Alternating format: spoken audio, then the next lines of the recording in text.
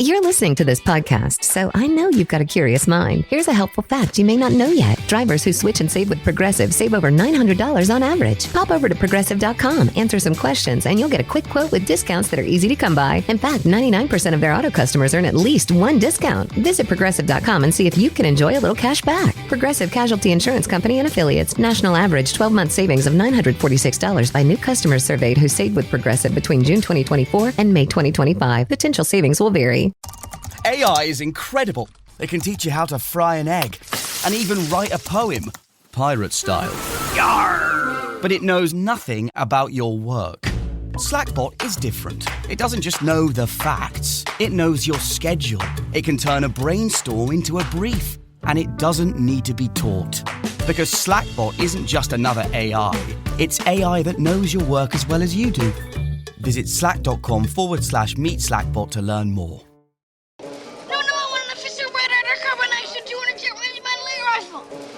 You'll shoot your eye out, kid. Merry Christmas. Ho, ho, ho.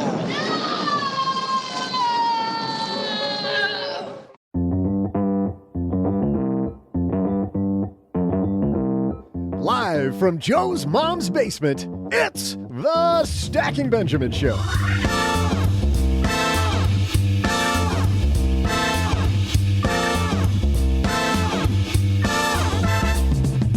I'm Joe's mom's neighbor, Doug, and do you tip? I'm all for it, but apparently we have to now anytime there's an iPad and an overly watchful counter worker involved.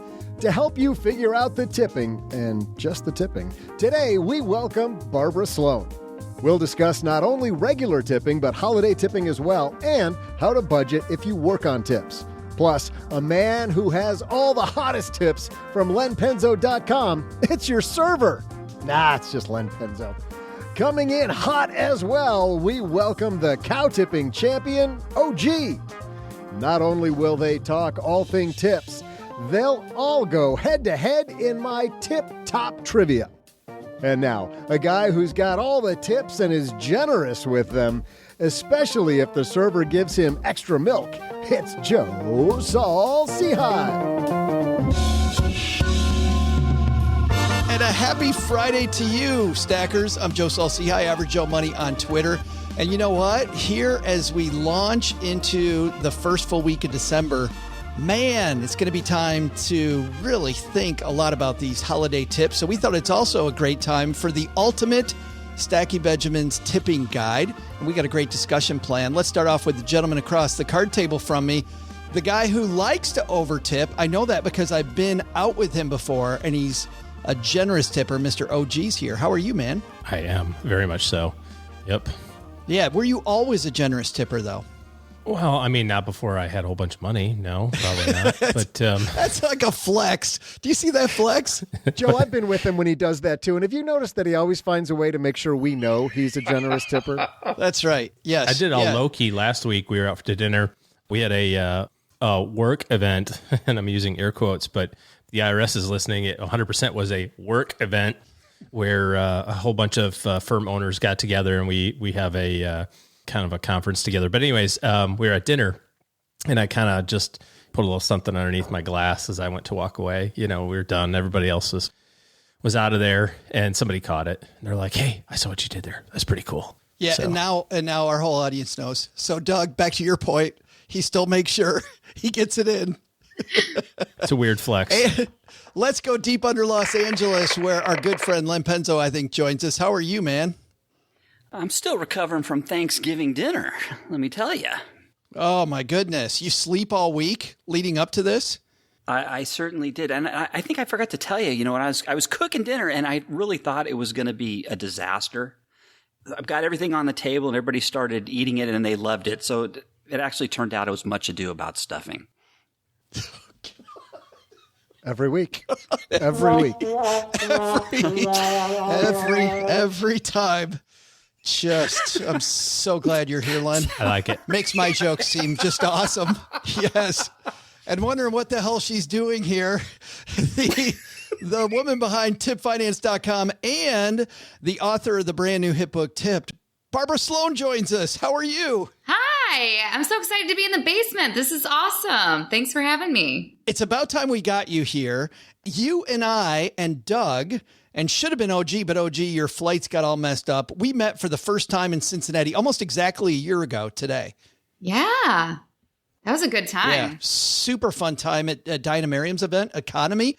But tell everybody about your book. Congratulations, by the way, on a new. I know how hard it is to write a book and to do all the promotion of a book, but tell everybody about Tipped. Yeah, so the title of the book is Tipped. There's a subtitle, The Life-Changing Guide to Financial Freedom for Waitresses, Bartenders, Strippers, and All Other Service Industry Professionals.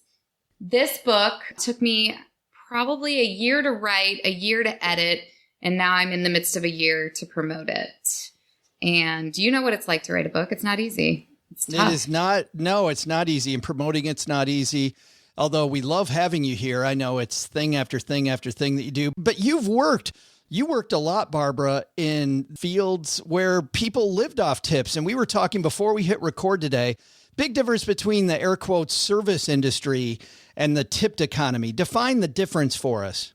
Yeah. So the service industry, most people think of any type of service that they provide for a person as someone who works in the service industry. But when we are talking about the service industry, we are talking about people who rely on tips for a portion or the sole basis of their income.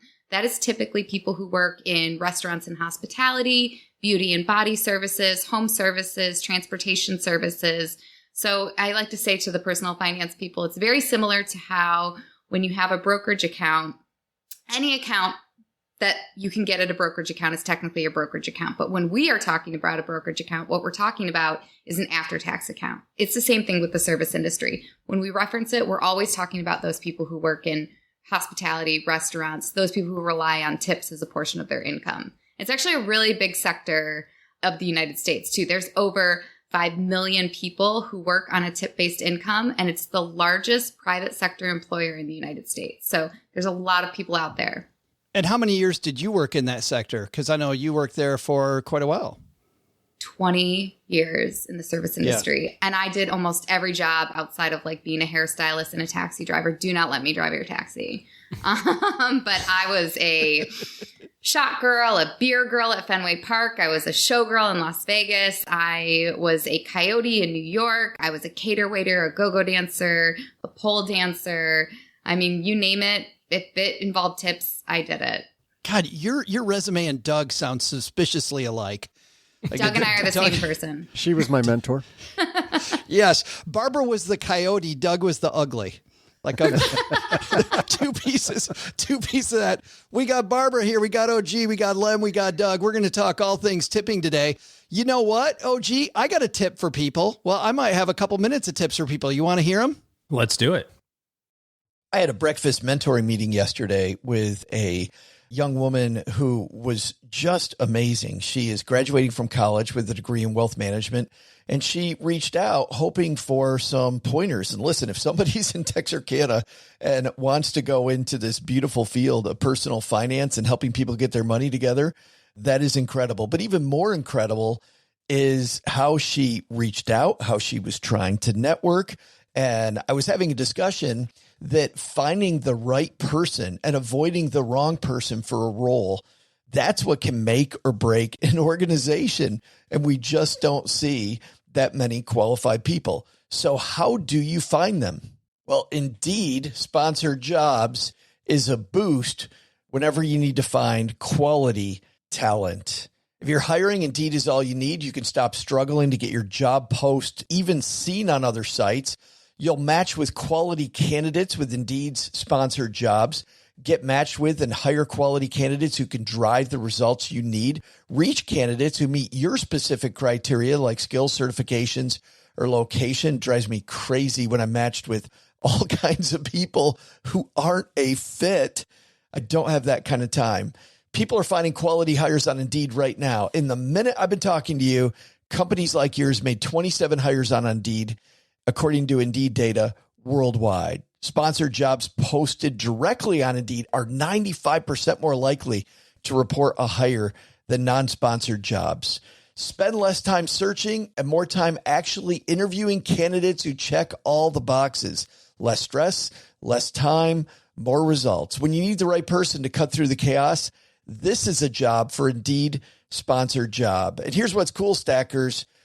You're going to get $75 in sponsored job credit to help get your job the premium status it deserves at Indeed.com/podcast. Just go to Indeed.com/podcast right now and support Stacking Benjamins by saying you heard about Indeed right here at Stacking Benjamins. Indeed.com/podcast. Terms and conditions apply. Hiring, do it the right way with Indeed. In business, there is no room for guesswork. Every shipment matters. Every deadline counts. And when you're trying to keep operations running smoothly, the last thing you need is uncertainty. That's why reliability is at the core of USPS Ground Advantage. From the moment your package is first scanned in, it moves through a secure nationwide network, aiding in a timely and accurate delivery. You get near real-time tracking so you can keep up with your shipments. And with affordable upfront pricing, there are no hidden fees or surprise surcharges to throw off your cost sheets. It all adds up to predictable deliveries you can depend on, because knowing your logistics are handled lets you focus on everything else, your customers, your team, and the future you're building. Visit USPS.com/Ground Advantage to start shipping with confidence. USPS Ground Advantage. We mean business. We're going to talk all things tipping now, so let's move.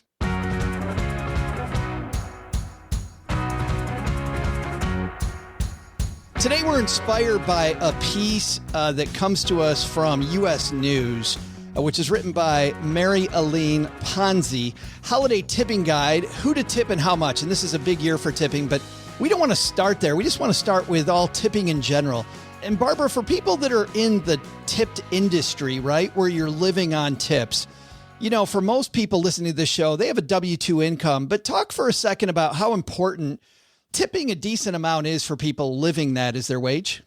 Yeah. So I think when most people think about employment types, they think about the two most popular employment types. One's W-2 and the other is if you are a business owner or a gig worker or consultant. But there is this third type of employment, which is tipped employment.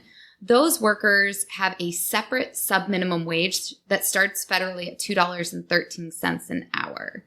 So people who work on tips typically don't really rely on the hourly wages that they're given. Most of the time that's eaten up in taxes. They also don't have a traditional benefit package. So they don't get a 401k, a 401k match, healthcare, paid time off. They don't see a lot of the traditional benefits that most 9-to-5 workers or business owners are able to receive.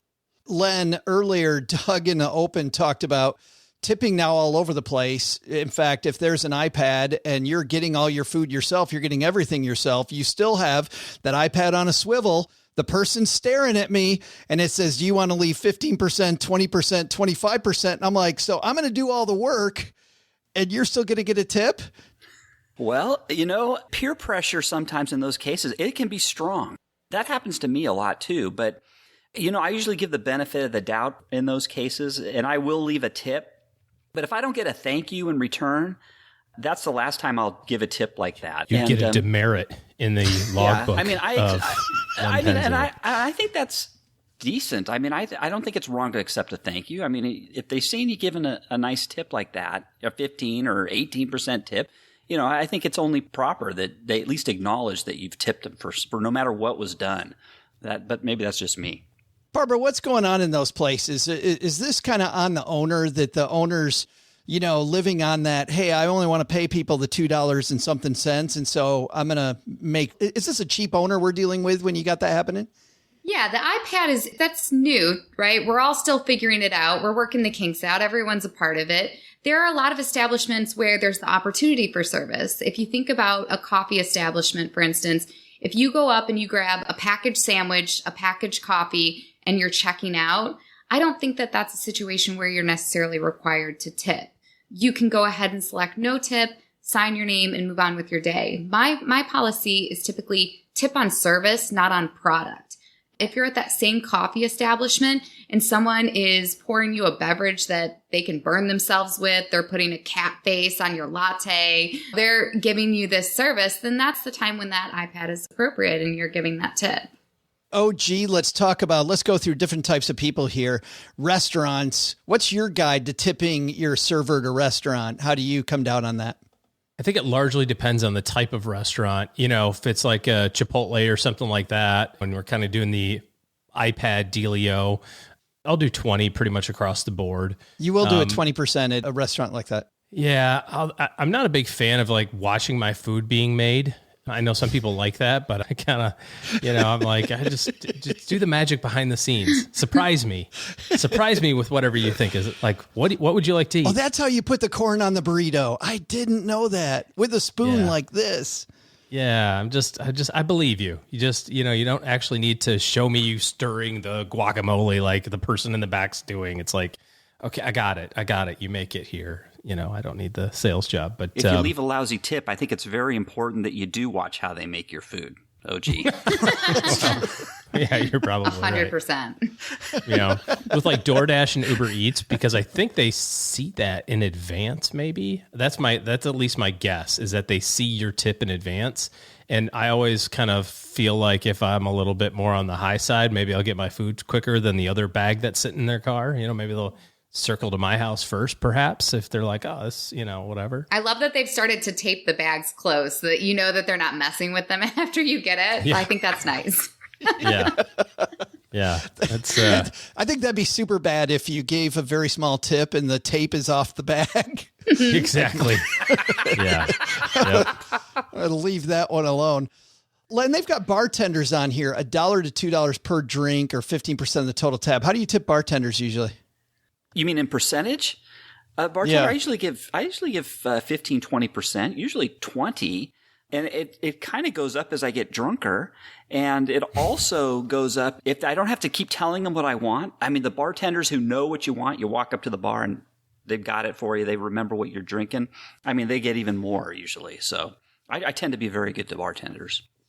I like to reverse that strategy. I like to give a big tip up front because then they're likely to remember you. They're going to get to you faster than other people that are standing in line. Let's say you're at a club atmosphere and there's like 5 people deep at the bar. You hit them with a big tip right up front. They got you before the 10 other people in front of you. And then you can go smaller as the night goes on. And then Barbara stiffs them on the last one. Never, but she's gone. Here's a big tip, and then that guy over there is going to pay my tab. What do you think about that plan? Yeah. Here is I'm going to double this, and he's got it. I wanted to delineate between the two of those, servers and bartenders, because Barbara, you've worked in both of those industries. Is there a difference in the way you should tip those people from your side of the table? Like, should I do $1 to $2 for the bartender, like it says here, and 10 to 25% for restaurant servers? What are the Barbara rules on these? Yeah. So servers, I say this generally for service people, unless you're getting stabbed, spit on, or sued during your experience, you should not be tipping less than 20%, but that's just my personal tipping policy, and everyone should have their own personal tipping policy. But you have to remember that a lot of people have additional cost inside of their shift. So if you're a server, you have to tip out your bartender. You have to tip out your busboy. You have to tip out maybe the house. So when you're getting that 20%, some of that is still going out of the door. Bartenders have less people to tip out. That may be something to consider. They still have a bar back to tip out, so they are tipping out as well. They also have maybe a security staff member who's at the door to tip out. So just something to be mindful of if you are somebody who has that sort of range in your head where you're like, oh, I tip between 15 and 25% based on the type of service I give, then you know that your base is that 15% because they still have to tip out. Gotcha. Is there also, for the other side of the table, you gave a great tip to getting your waiter's attention, the bartender's attention with that big tip up front, right? If you're going to tip them multiple times, I love that tip. But if you're somebody listening to this who works in the tipped industry, is there a way to kind of make sure that you're going to get a bigger tip? Because I had an experience that I think, Doug, earlier I was telling you about, where the waiter was kind of telling me that I should think about giving them a bigger tip. But it was a little too, I don't know, it was a little slimy. It was a little obvious, I was like, yeah. But is there something you can do or something that you really like in that industry that will kind of help you ensure a bigger tip? Whenever we would have a fellow coworker who had a bad day or maybe something big pop up in their lives, we would walk by them during table service and tell them happy birthday. So their tables would assume, or like, oh, happy anniversary or something. And not too much to where it got abused, but you knew that they were probably having a bad day if somebody told them happy birthday at your table. Yeah. Oh, that's fabulous. Now, here's the question, and Barbara, we'll go to you first because looking at all of our hair, I think you know this one more than any of us. Barber or hairdresser, they say 10 to 20% of the cost of the service, even if they're the owner. Agree with that one? I do agree with that. Yeah. And a lot of times, especially if they're not the owner, they have to pay for product. They have to pay a chair rental fee. There's a lot of other costs as well. So I'm saying 20%, even if they're the owner. Len, do you tip the person then that provides your hat? Sure. Just, you just cover it all up and you're good. That's it. Yeah. Shampooer at the salon. Barbara, you're tipping the different people. Are there different industries where I'm tipping multiple people? Doug, were you and I talking about this earlier? We were. Yep. Yeah, I know somebody who went to a hair salon. It was a lot nicer than they expected it. And there were like 3 or 4 people working on her hair. And she didn't realize that, and it was already a very expensive salon appointment. And then she had to tip 3 or 4 people. She was not planning on tipping all of those people. Yeah. But generally, Barbara, when we think about a restaurant, you said your server tips out everybody else who might have been involved. Are there other places like the hairdresser where you're expected to tip multiple people and people might forget? Well, if you go to a high-end restaurant, for instance, sometimes you'll give a little tip to the maitre d' or to the valet, depending on the level of service. If you get a sommelier or someone to come over and direct your wine experience at a really high-end establishment, it would be appropriate to tip a sommelier. So sometimes in the restaurant industry or your dining experience, you might be tipping multiple people. This is so interesting. I've been to some high-end restaurants. I never once thought about tipping the sommelier. I have never done that. We had an experience in New York City. We had a recommendation from a friend to book a table at this restaurant. And I, like an idiot, looked at Google Maps and went, oh, it's like 6 miles away. We'll have plenty of time to get there. And, jump in the Uber or whatever, 30 minutes before our table. And the guy goes, you're going where? Yeah, it's going to be 2 hours. And almost freaked out. So we called the restaurant. We said, we're still coming. Traffic is a mess. And they're like, no problem. It's fine.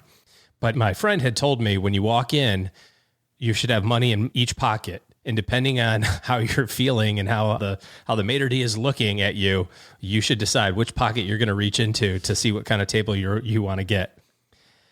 And since we were 2 hours late, I knew immediately which pocket we were going into.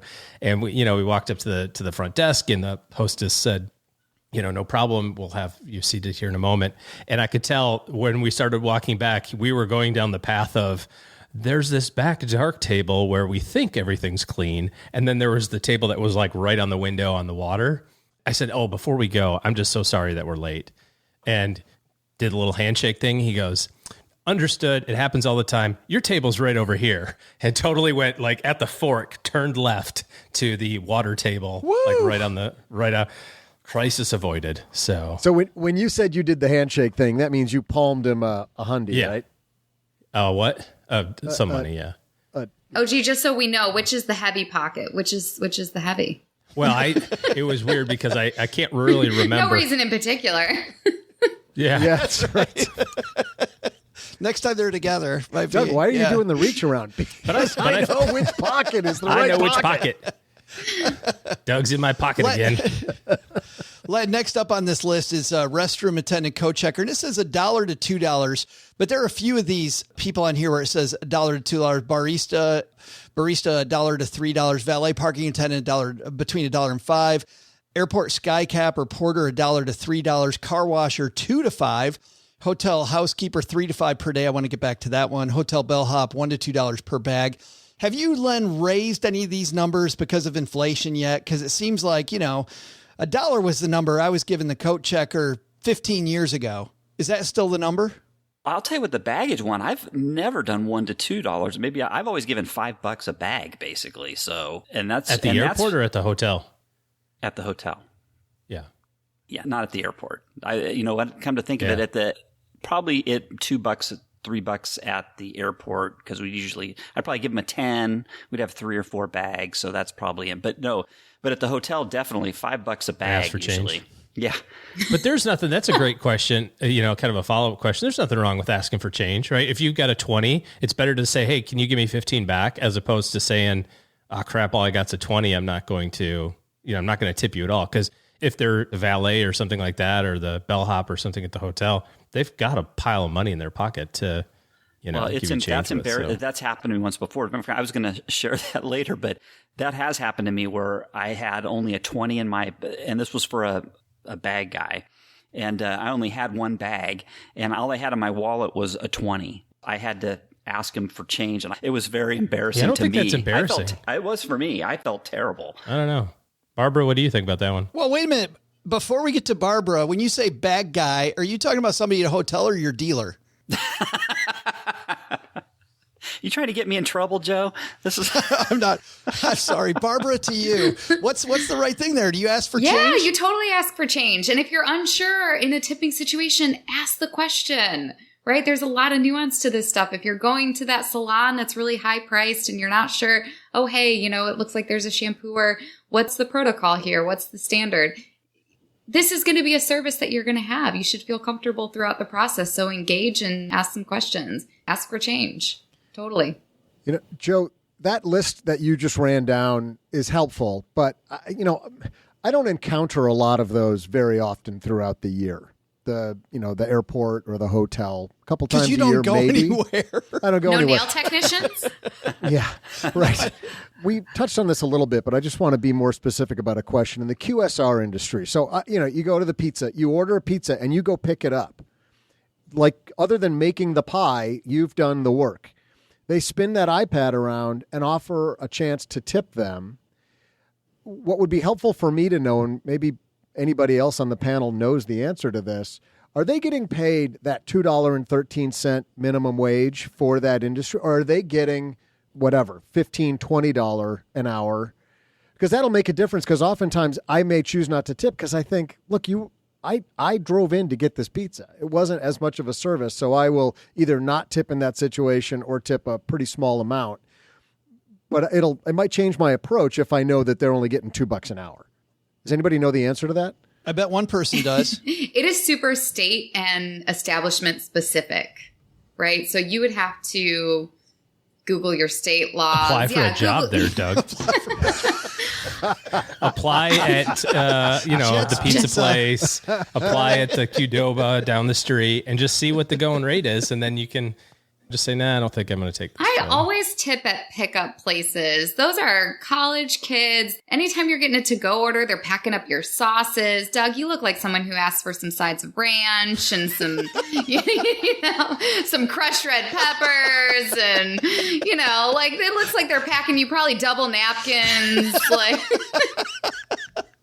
I can't believe because he eats a third of it on the way home. That's and right. Then and it has the dad joke when he walks in, like, oh, I wonder what happened with a third of the pizza. We got to stop going to this place. They never give us a whole pizza. They never give us a full pie every time we show up. It's ridiculous. That's fabulous. I did want to ask, though, very seriously about because, Len, I like your answer. You usually tip more than these numbers.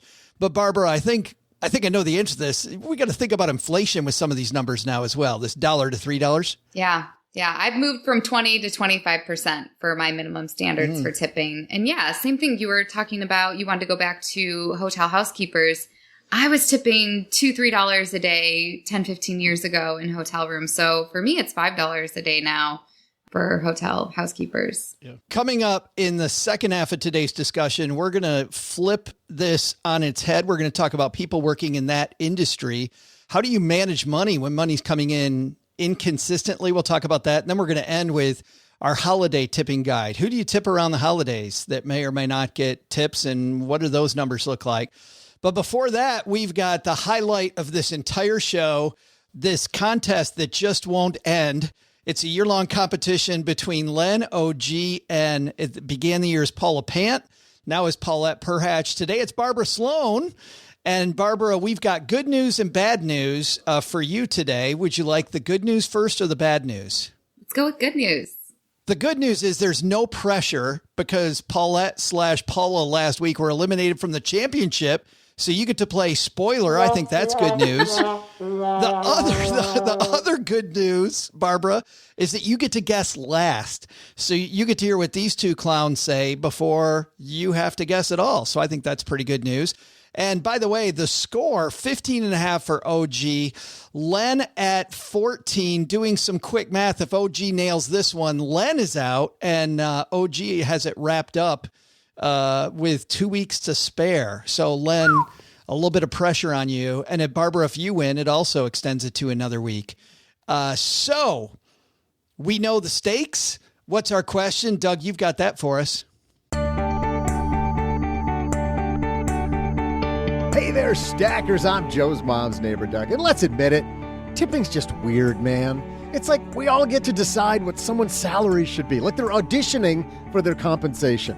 According to GoBankingRates.com, the custom originated in Europe, where the aristocracy would flip a pence at the lowly workers so they could feel better about themselves. I know that would make me feel great.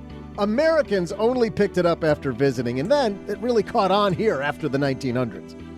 According to Go Banking Rates, the top two industries that we tip are servers and hairdressers. Len's gets screwed every time he goes. We can probably figure out what percentage servers get tipped, so let's not do that. Let's do this. What is the average tip people leave their hairdresser?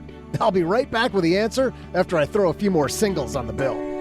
All right, we got the question, everybody. What percentage does the average person tip their hairdresser? Second biggest percentage we tip anybody. OG, you get to go first, my friend.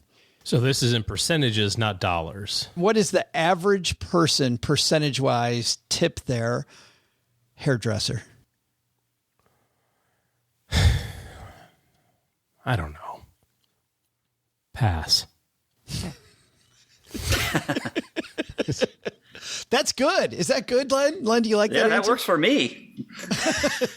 I'm going to say 17%. 17%. I'm trying to pick a number that Len has to distinguish around that's being higher or lower on. Yeah. Len, I just realized, Doug, what you said about Len's hairdresser being screwed. He could still give 30% of nothing. What looks like not very much. Yeah. Right. Yeah. So they might not get screwed. I guess on total dollar value, it might not be a lot. But Len, what are you thinking, man? Well, believe it or not, I had a school project on this the other day, so I know the exact number. Oh, no.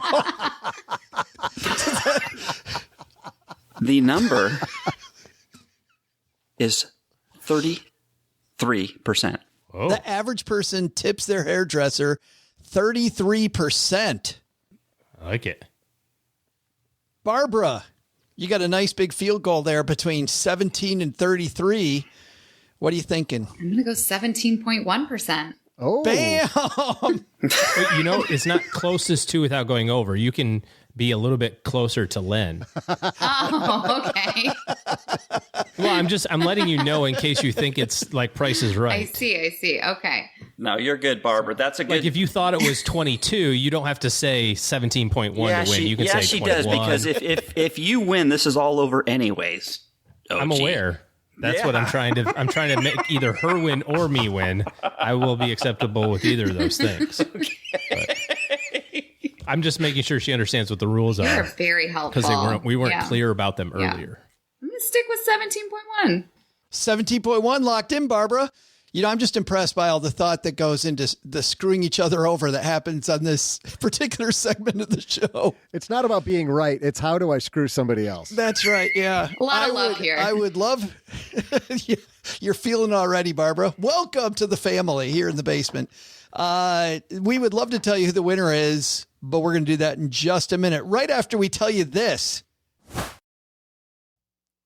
Take on this holiday season with the help of Navy Federal Credit Union. When you use the Navy Federal Cash Rewards Card, you can earn up to 1.75% cash back on all purchases, and you can redeem your rewards as soon as you earn them. And using the Navy Federal mobile app makes redeeming easier than ever. You know, all this talk about rewards is fantastic when you pay off your cards month to month, but don't create a disaster, stackers. Navy Federal knows, and so do we, that the key to a great holiday season is by paying cash until you're able to pay off your card month to month. And then the Navy Federal Cash Rewards Card, fantastic opportunity because you can enjoy the rewards of cash back without any annual fee, balance transfer, or foreign transaction fees. There's no limits on rewards and they never expire while your account is open. Learn how you can get cheer to last all year with the Cash Rewards Card at NavyFederal.org. Our members are the mission. Insured by NCUA, rates are variable and range between 12.65% and 18% APR based on creditworthiness. ATM fees for cash advances are up to $1 at non-Navy Federal ATMs. Message and data rates may apply. Visit NavyFederal.org for more information. Insurance isn't one size fits all. That's why drivers have enjoyed Progressive's Name Your Price tool for years now. With the Name Your Price tool, you tell them what you want to pay, and they'll show you options that fit your budget. So whether you're picking out your first policy or just looking for something that works better for you and your family, they make it easy to see your options. Visit Progressive.com. Find a rate that works for you with the Name Your Price tool. Progressive Casualty Insurance Company and Affiliates. Price and coverage match limited by state law. OG, you kick this off at 17%. If it's less than 17, you got it because everybody else is higher. What are you thinking? I think that most people are cheap and don't do the math. That's what I think. We shall see. Len, you're up at 33%. People tip their hairdresser. Well, I'm excited because I'm going to find out what I got on my school project after I get the answer here. So, right, deal. And Barbara, based on your answer, OG must be in the ballpark because you probably have done more homework on this than the average person. Yeah, I have a lot of faith in humanity, but I've also worked with humanity. So Yep. Well, foremost among humans is Mr. Doug, and he's got the answer. What do you got for us, Doug? Hey there, Stackers. I'm Big Tipper Wannabe, and someone my high school football coach called Mr. 20%, Joe's mom's neighbor, Doug. While the standard is usually 20% for servers, the average amount servers earn from tips, according to Go Banking Rates, is 17%. But that wasn't our question. Second highest on the list was hairdressers. What is the average tip people leave their hairdressers? If you said 13%, you nailed it, which means OG is our winner. And that means not only does OG win today's trivia question, OG wins the year-long competition. Len, I think do you have a concession speech, Len? You got your fans here ready to give the concession speech? Len doesn't do concession speeches. He's a trivia denier.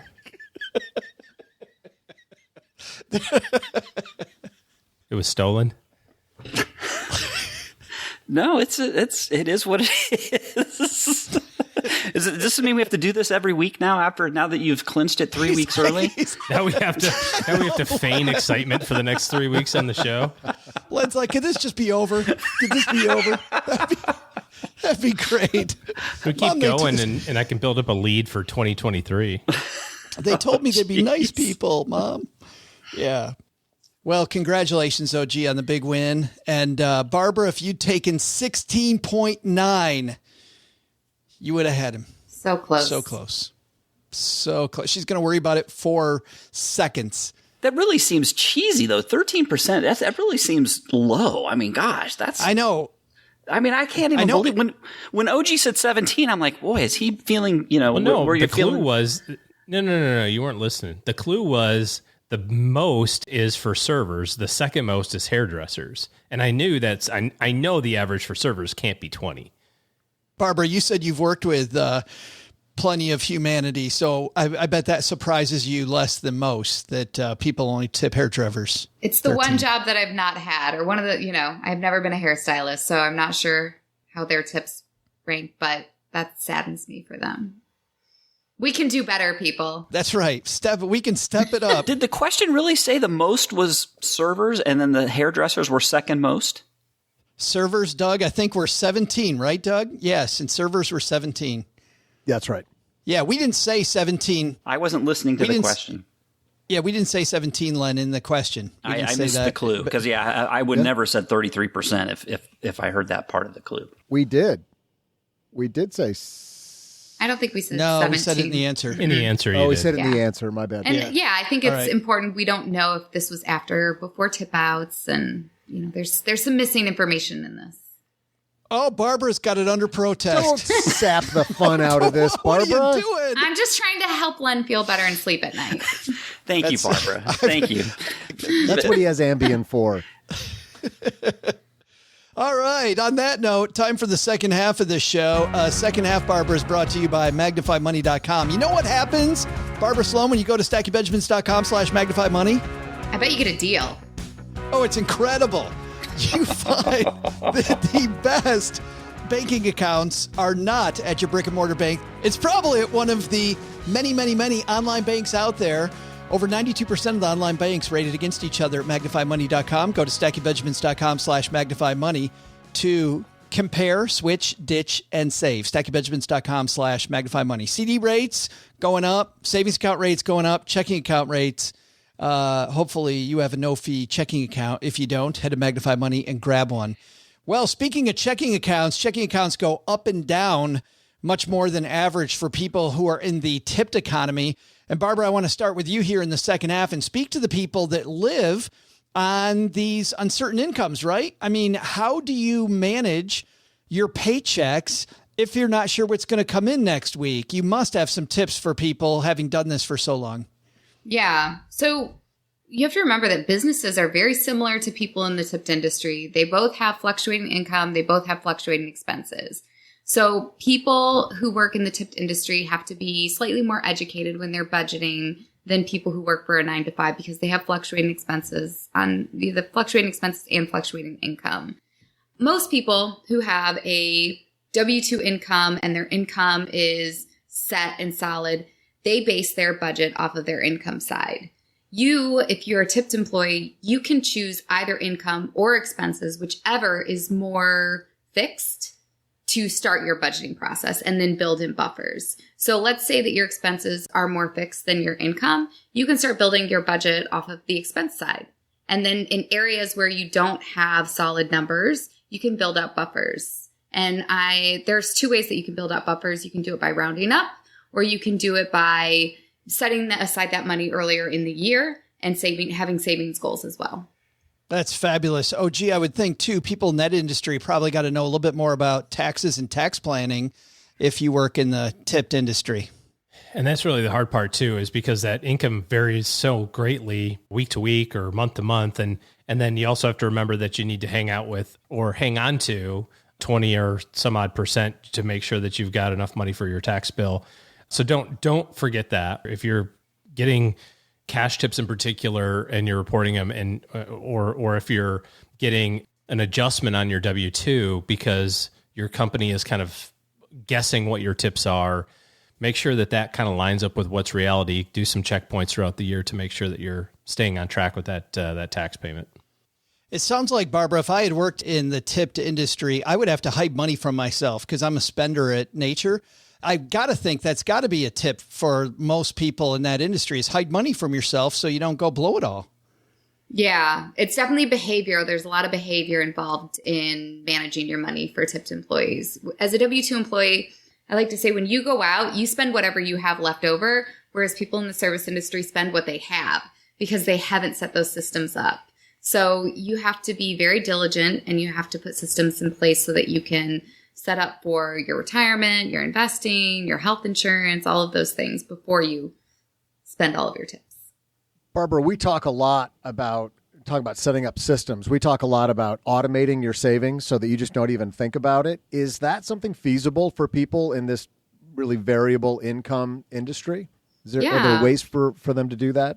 Yeah, if you are somebody who is maybe unbanked, then you can use something like an envelope system where you have savings goals written down on envelopes. And then as soon as you go home with your pile of cash, you can just separate everything into your envelopes. That could be a very basic or, easy system that you can set up for yourself. If you have a little bit more of a sophisticated system where you're able to have access to banking or safety deposit box, you can use bank accounts to set those systems up. Len, I'd like to finish this segment talking about the holidays and holiday tipping. Who do you give extra tips to around the holidays?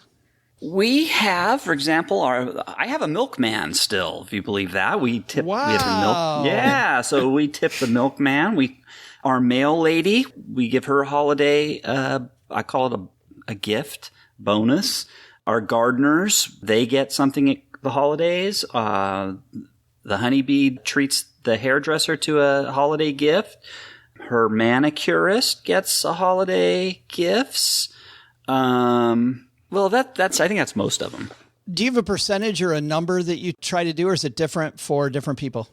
Oh, to answer your question, for all of those that I've just mentioned, right now it's a gift. It's either a gift card for our gardeners, maybe for a place where they go for lunch, place like Gotcha. that. Something more personal then. Yes, and then for the other things we'll do is our gift basket. So usually either a Starbucks gift, something, for example, a Starbucks gift basket will have like a mug in there and a card for some coffee, or a chocolate gift basket like Ghirardelli chocolates and some cocoa. And usually you can find those at places like even Costco's or Target's or what have you. And they're $20 or, generally. And it's a very nice, thoughtful gift that you can give. One more thing that I said, we don't have a housekeeper anymore, but for a while there we had a housekeeper, and our housekeeper, we gave her basically a 1 week's pay. So that was a little different. She actually got cash. Yeah, that must be a rule. I don't know if that is a rule, but that's what we do too. We have a woman that comes in 2 times a month to our house and just does a whole house cleaning, and we pay her for an extra one. We also do that with the long guy. Oh, gee, any people to add? Anything to add? Is that generally what you do, what Len's talking about, or something a little different? We've started doing kind of the surprise stuff, like where we'll tip the server. I mean, nothing like you see on Instagram where people are leaving them $5,000 or something. But we'll do like the entire bill. Tip your co-host. Tip your co-host. Definitely do not do that. I've got a lot to say about that.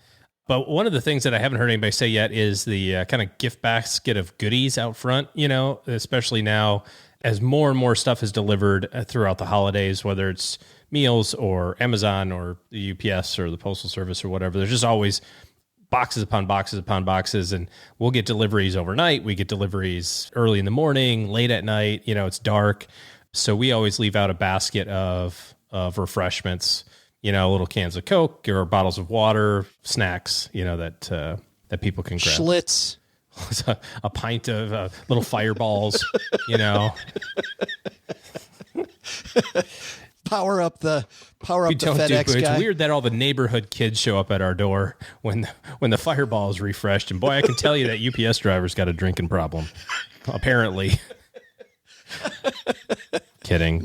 Might or might not be true. Yeah. But no, just like leaving out a whole bunch of stuff that, they're working 12, 15-hour days, and sometimes grabbing a cold bottle of water. We live in Texas. It's not cold. It's not hot today, but it can get pretty warm, still this time of year. So just a little something. Barbara, around the holidays, what do you do? Yeah, Doug's going to make fun of me for this because I live in 450 square feet, but I do have a housekeeper. She was a nanny in our building, and during COVID, when all the kids were staying home, she needed ways to keep her income coming in. And so we're like, we'll take you on for a day. And we've just kept her on. She's awesome. Does she just stand in the middle and spin once with a broom? She'll bring my wife tea during her work day. It's lovely. She's here. She's lovely. So yeah, we send her for a massage, and we give her a week's worth of wages over the holidays. And then, because I'm also in New York City, we also get a lot of packages, and our delivery drivers, FedEx, UPS, USPS, they all walk up my 5 flights of stairs. And so I usually give $25 for people who handle envelopes and $50 for people who handle boxes. And then our building has a porter, so someone who manages our trash and recycling. And so we'll usually give him a couple $100 over the holidays in cash. When you were working in that industry, did you like the more personalized gifts like Len's talking about? Like if you knew them, and because, people talk about baked goods or different things that they give. Yeah, I think it's so thoughtful when someone nails a personalized gift. I just think it's rare when people nail it. So I would say lean towards cash. But if you know your person, that's so thoughtful. Yeah, cash safer unless you know them. Len's out there, by the way, as an engineer, making sure that the lawn guy's doing things perfectly. Like I can totally see him. No. No, not the case, Len? No, I'm not that bad, Joe. I am not that bad. Not yet. He gives them a diagram of his lawn. By the way, I want you to make left-hand turns, not right-hand turns. He's out there with a ruler. That's right. Yeah, I am not that. You know what? I am really easy on the lawn guys. I really am. I mean, it's amazing how fast. I don't know. Here in Southern California, these guys, they'll come and they can. They'll do an entire lawn. They'll edge it. They'll mow it. They'll blow all the leaves around so all the leaves go into the neighbor's lawn, and they're out within like 5 minutes. It's amazing. And next week they blow all the leaves back into your yard, so you got to hire them again to. Yeah, right. That's right. It's the same amount of leaves. They just get blown from yard to yard to yard. That's true. Yep. I don't know what the difference is. When we lived in Michigan, I was the lawn guy. Like I never got tipped anything, by the way. We moved to Texas and everybody uses the same lawn guy. And so now I have a lawn guy and I don't even think about mowing my lawn. But yeah, the whole time I was in Michigan, I'm learning now, Barbara, thanks for being on, that I got under tipped the whole time that I was there. I could have gotten baked goods or something. I don't know, or some cash, lean toward cash. All right. That's going to do it for today. I would love to hear more about what all three of you are doing. We'll have our guest of honor go last. Oh, gee, first full weekend of December. What do you got going on, my friend? Oh, Christmas parties, band concerts. It's that time of year. It's all that stuff. Yep. Trying to get everything packed into the next 2 weeks so then we can enjoy the holiday season unencumbered by silly things like band concerts and Christmas parties. I remember those years fondly. And I also remember feeling great when they ended, that I no longer did that anymore. Mr. Penzo, I know you've got some offbeat but very practical stuff for the holiday season. What's coming up at lenpenzo.com? I have 9 great gift ideas for people who have everything. I mean, how many times do you have to come up and you want to give somebody a gift for the holidays? Old guys like me, and you'll say, God, that guy has everything already. What can I possibly give him? Well, I've got 9 very clever gifts that would be very appreciated by anybody, regardless of what they have, how much they have, or what have you. So 9 great gifts for people who have everything at lenpenzo.com. At lenpenzo.com. And I bet that's just the front end of a bunch of exciting stuff coming up in the December holiday season at Len Penzo. And by the way, Len's newsletter, fantastic. I know we talk all the time about the 201 newsletter. Len Penzo's Black Coffee is fantastic. Oh, well, thank you, That's Joe. not a newsletter, though, is it, Len? No, it's just it's a Saturday wrap up of the macroeconomics and personal finance news. Yes. Yeah, no, but it's kind of done with a humorous. It's black because it's from me, very dark, but it's humorous. The humor's in there as well. So it totally is. And when you talk about 9 gifts for people who have everything, Doug, remember that Emo Phillips piece, the one where Doug and I went to see Len Penzo, Doug and I went you did? No, we did. We did not go see Len Penzo together. Because I guess I missed that one. Yeah, we did go see Emo Phillips together. And I think he told this joke when we were together, Doug, where he said, my girlfriend asked me to get her something crazy and expensive that she just didn't need. So I signed her up for radiation treatments, which may or may not be a good thing. Barbara, thanks for joining us. It's about damn time. Fun. Well, congratulations on the great book. And first of all, what's going on at Tip Finance? Let's talk about that first. Yeah, so over at Tip Finance, we do one-on-one coaching for people in the service industry so you can start getting good with your money, get it moving in the right direction. I also do money talks. If you are a business owner of a restaurant, a club, a hair salon, if you run Uber, hit me up. I will give your staff a money talk. So one-on-one coaching and staff talks are at tipfinance.com. You can pick up the book at Amazon. So Tipped at Amazon.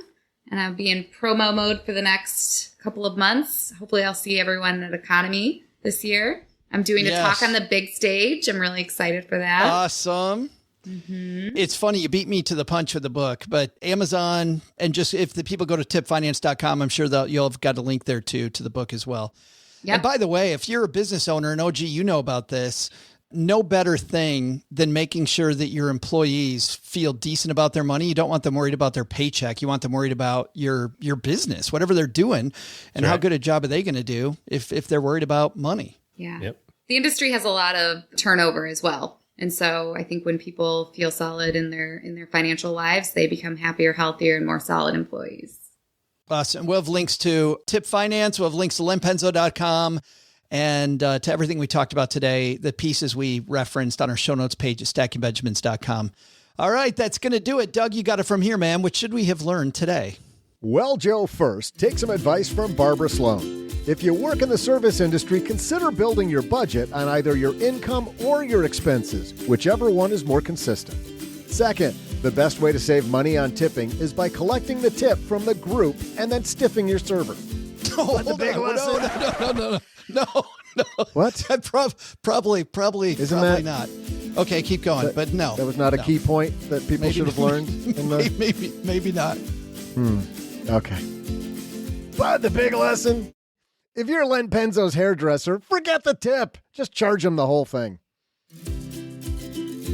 Thanks to Barbara Sloan for joining us today. Find out more about her and living on tips at tippedfinance.com. You'll find her book, Tipped, wherever you buy finer books. We'll also include links to both in our show notes at stackingbenjamins.com. Thanks to Len Penzo for joining us today. You can find Len at lenpenzo.com/hairless.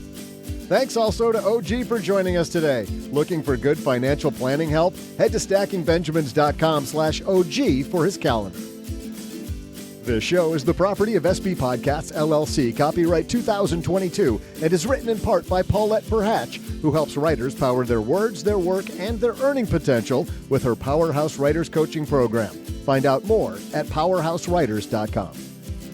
Thanks also to our team who made today possible. Karen Repine plotted out this episode for us and schedules our guests. Brooke Miller handles the show notes and creates our amazing newsletter, The 201.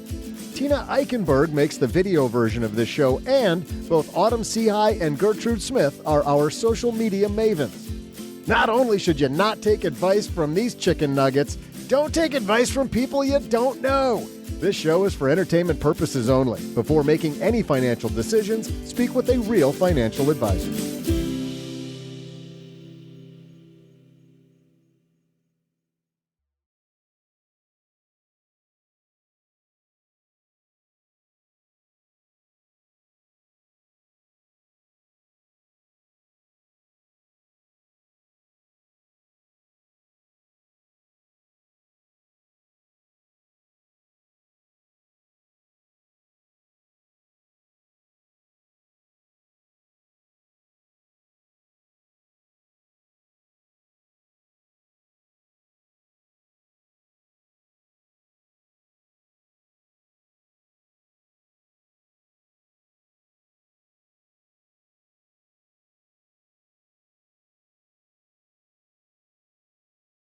Welcome to the after show. Barbara, this is the part of the show that doesn't exist. What happens here stays here. Got it?